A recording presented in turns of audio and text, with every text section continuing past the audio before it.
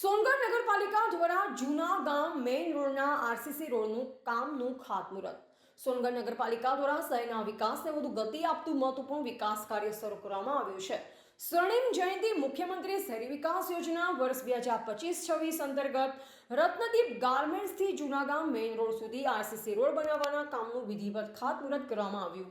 અંદાજિત રૂપિયા 1,27,00,000થી વધુના ખર્ચે બનનાર આ રોડ વિસ્તારના નાગરિકોને વધુ સારી સુવિધા અને સરળ અવરજવર પૂરી પાડશે તેવી આશા વ્યક્ત કરવામાં આવી રહી છે.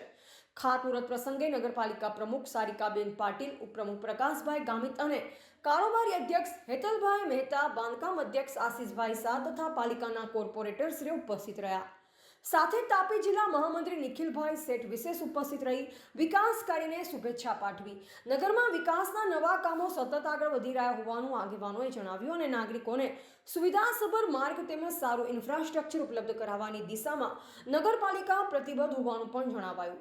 સ્થાનિક નાગરિકોમાં વિકાસ કાર્યને લઈ ખુશીની લાગણી જોવા મળી. રિપોર્ટર મનીષ જ્ઞાનચંદાની, તાપી.